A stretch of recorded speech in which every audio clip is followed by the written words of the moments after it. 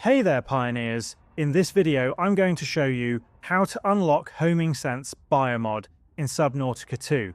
For this biomod, you are going to need to scan two creatures, that is the hammerhead and the surge jellies. Both of these can be found near the area of the life pod. The hammerhead can be found if you go north-northeast from the life pod. Now these guys can be quite aggressive to your tadpole, but for some reason this one was a little bit more docile.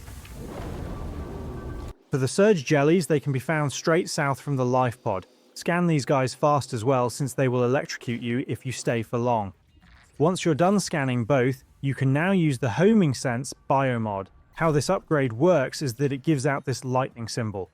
What this means is that it will give a pin on your screen where there's a nearby area where you can get blueprints, downloadable chips for recipes, and more.